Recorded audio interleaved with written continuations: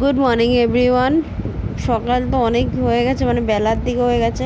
Almost আমি radio হয়ে গেছি, পুজো দেওয়া কমপ্লিট হয়ে গেছে আমি। আর রেডি তো ফুল দমে হয়ে গেছে। বাইরে প্রচণ্ড রোদ, বেরানো মানে আমার পক্ষে অসম্ভব। সত্যি কথা বলতে আমি গরম একটুও সহ্য করতে পারি না।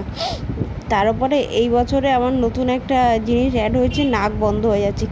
এই নাক বন্ধ হয়ে যাওয়াতে যে কী প্রবলেম সেটা আমি বুঝতে পারি, মানে যার হয় সেই বুঝতে পারে। আমার হয়েছে তো আমি বুঝতে পারছি। তো এই পরোটাটা এখন একটু গরম করে নিচে খেয়ে নেবো। আর সকালবেলা উঠেছিলাম, উঠে পট করে একটু ঘুমিয়ে পড়েছিলাম হালকা। আমি মানে এত ঘুম পাচ্ছিলো কী করবো, মানে ঘুমিয়ে পড়েছিলাম, ব্যাস হয়ে গেছে গল্প। তো চলো যাই বাড়িতে, তারপরে দেন কথা হবে। আমি তো বাড়ি চলে এসেছি, একটা ক্লিপ সেটা নষ্ট হয়ে গেছে।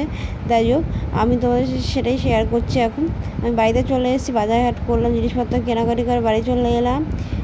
বাড়িতে আমি তো শুধু যাইনি, আমার কিছু কাজ ছিল, সব ব্যাংকের কাজ থেকে শুরু করে বাকি আরও অনেক কাজ ছিল। সেই সব কাজ আমি সারতে গেছিলাম, সেই সব কাজ করে বাড়িতে গেছিলাম। বাড়ির থেকে তো অনেক দিন ধরে আমাকে ফোন করছে, আমি আর যাচ্ছিলাম না। চলো আমি ফ্রেশ হয়ে একটু সন্ধে দিয়ে নিই। এই ফ্রেশ হয়ে গেছি, সন্ধে তো আর দিতে পারিনি। ফুল টুল সব পরিষ্কার করে একটু ধূপকাঠি জ্বালিয়ে দিয়েছি ঘরে। আমি যখনই আসি না বাড়িতে একটু ধূপকাঠিটা জ্বালিয়ে দিই। এখন আমি ব্যোমকেশ দেখছি, আর এটা কিনলাম। এটা আমার একটা ভাইয়ের জন্য কিনলাম, কারণ বনু কিনবে বলেছিলাম, ওই জন্য সেই জন্য সব কিছু কিনে রাখলাম। এখানে সবজি সব কিনে ভরে রাখলাম, মোমবাতি কিনে আনলাম, ধূপকাঠি। আর এখান থেকে যে ফ্লাওয়ার ভাসটা বানিয়েছিলাম, দুটো গোলাপ এনে রেখেছি, একটা রেড আর ইয়েলো। কী সুন্দর লাগছে না। আর এখন ভাত বসাবো, আর সাথে পনিরের তরকারি করব।